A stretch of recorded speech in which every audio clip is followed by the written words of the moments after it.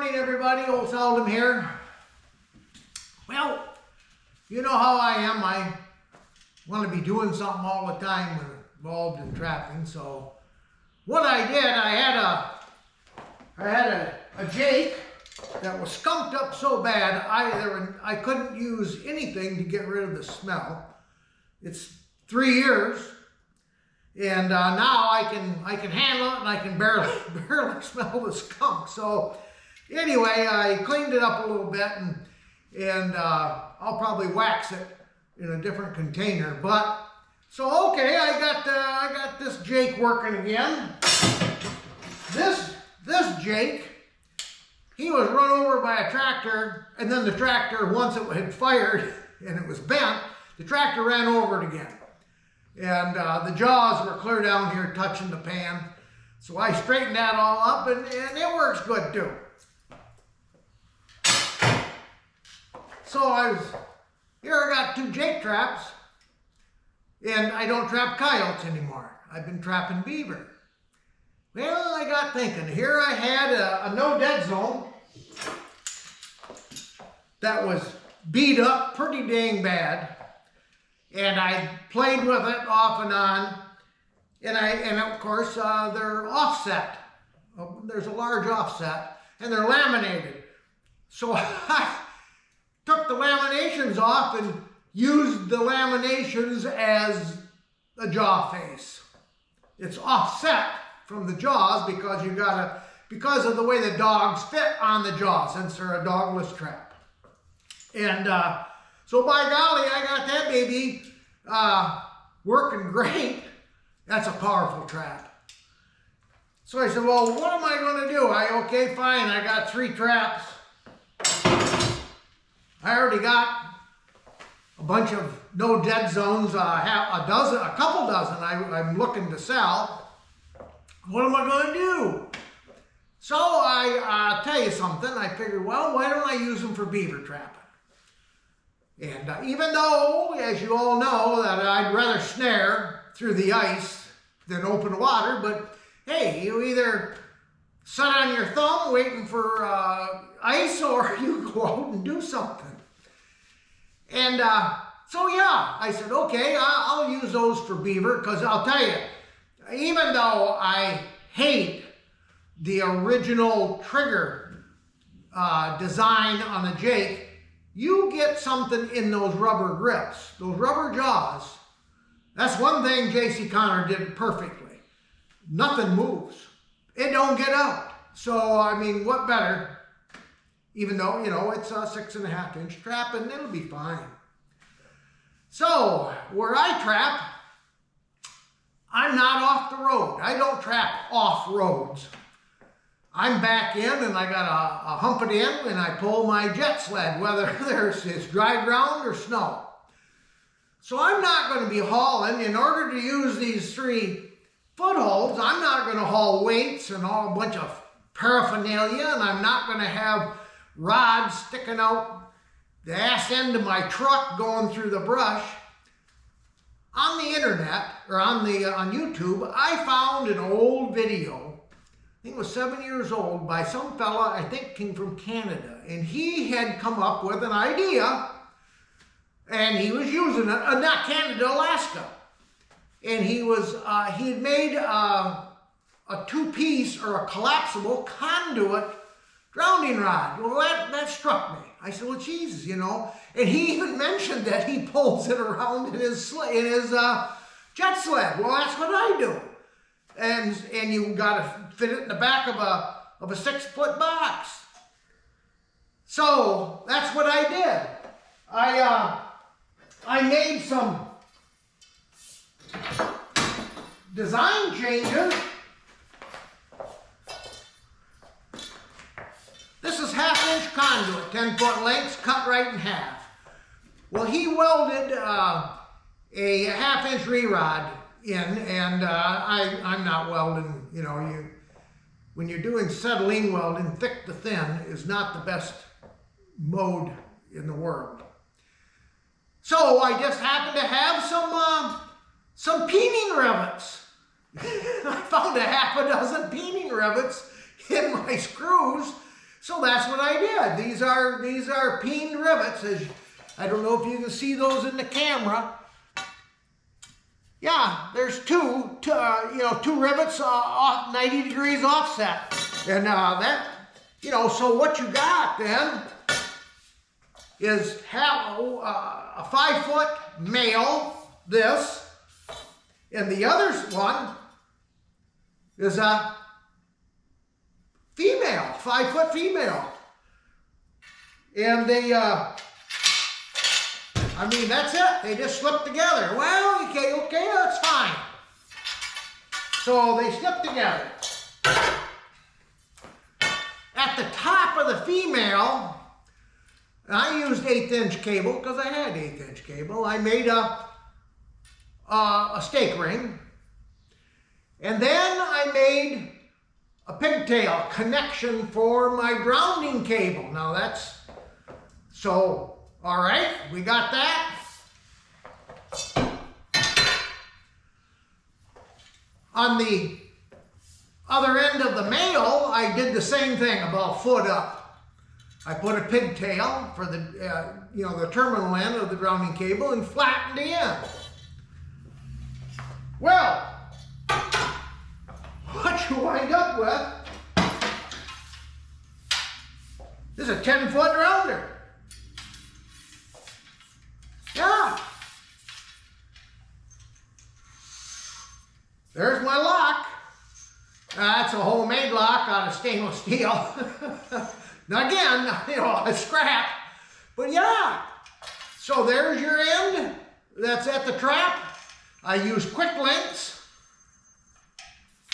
at each end.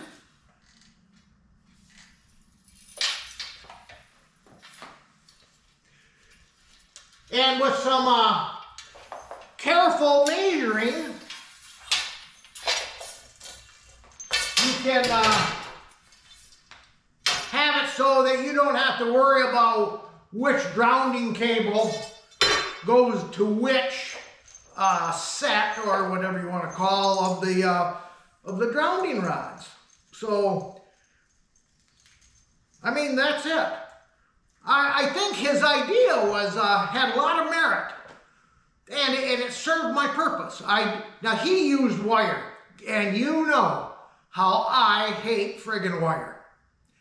So I use all cable, make sure that there's no wire sticking out to put holes in my gloves and stuff, or cut me up. So yeah, so what you have is 2 pieces, a 10-foot grounding rod, 2 pieces in your grounding cable with the lock on, and of course you use a stake on the one end. I think it's going to work great. And there's also another thing I got thinking about this. I think 10-foot is going to work for me in the places that I have in mind of using in these 3 footholds. But let's say they don't. Let's say it's too short. It doesn't get me deep enough. Well, I think that's kind of the beauty of this grounding rod. All you gotta do, go down and buy, let's say it's 13 feet. I said, boy, I wished I had another 3 feet. You know how that is, guys. Wish we had a little bit more, 3 feet. All right. So you make yourself up another male end, 3 feet long, with a piece of 1/2-inch rod.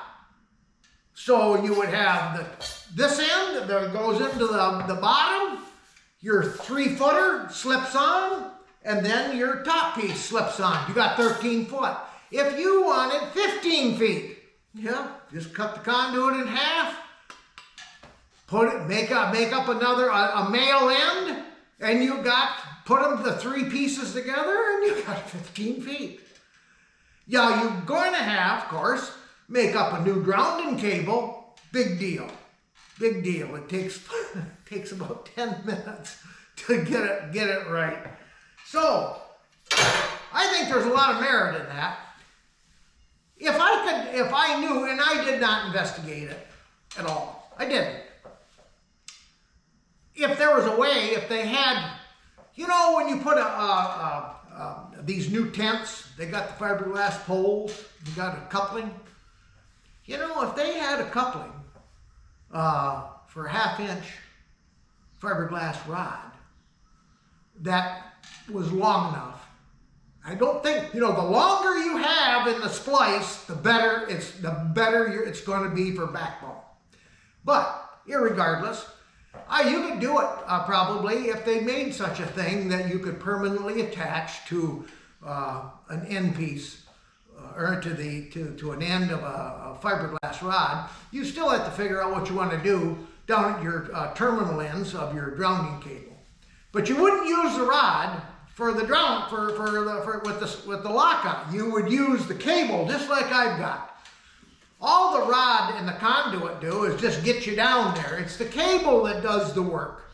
So anyway, that's I thought I'd show you what I've been doing.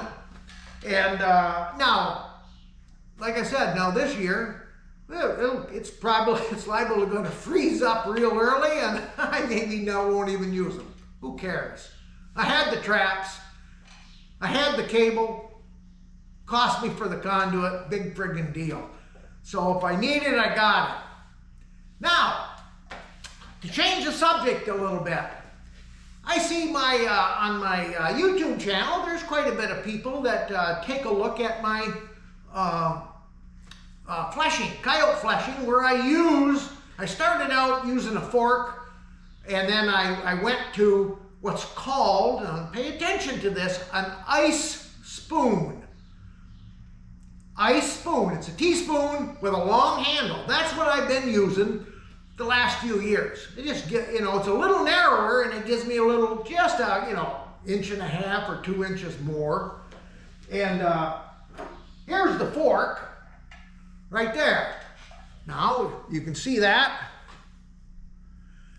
That's the fork with the groove in it. Well, here's what I went to. This is the same, from the same flatware set, and that's what they call an ice spoon. I'll show you the difference in length between the fork and the ice spoon. So there's that much difference. So I thought, well, maybe I can help people out, and on the back of this it says Echo EKCO Stainless USA. Okay. And they're still around. Now this spoon and fork came from a wedding gift in 1965. And I still use this spoon. I got a couple of these spoons, 3 I think left. And other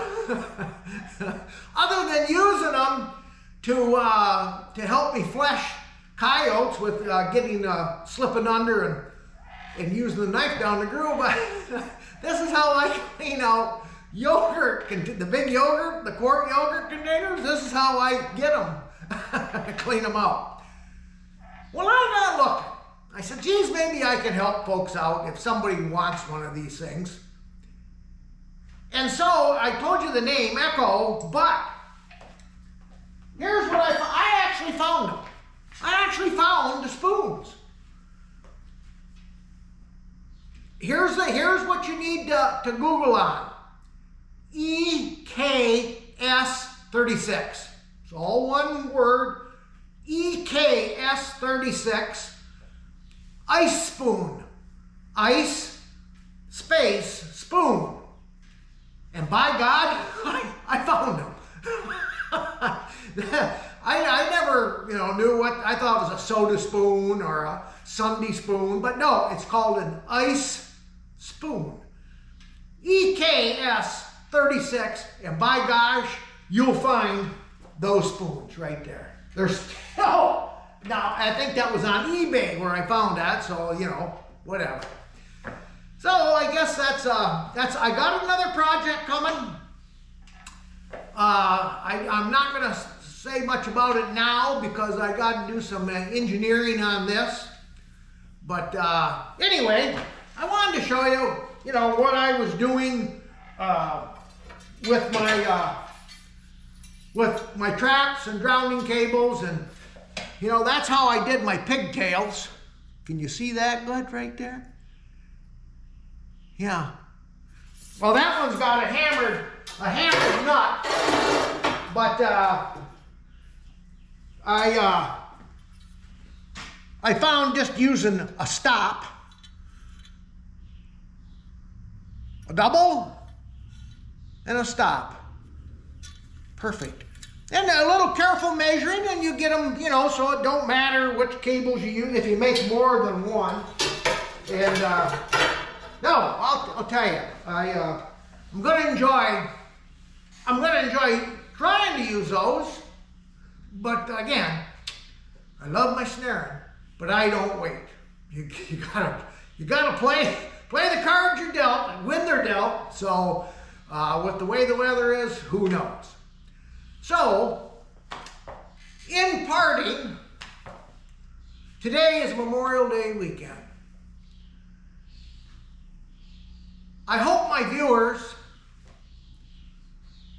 explain to their children and grandchildren the meaning of Memorial Day and the difference between Memorial Day and Veterans Day.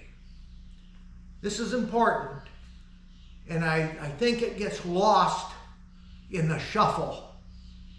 Memorial Day. Our brave men and women in the armed forces that lost their lives in combat. That's what Memorial Day is all about. Veterans Day is when we congratulate and remember and honor the living veterans of those conflicts. Two different things, but I think that both of them get lost in the translation. And today is Memorial Day. When you drive by a cemetery and you see all the little flags, yep, you'll see a flag on my dad's grave. He was in Air Force, 1945. So, anyway, just thought I'd end that with you. I hope all you have a great holiday, great weekend. Drive careful, for goodness sakes. Don't drive drunk, and enjoy the barbecuing. Later, when I get another, when I go on to my next project, I gotta keep busy doing something with trapping. Got to. Later, folks.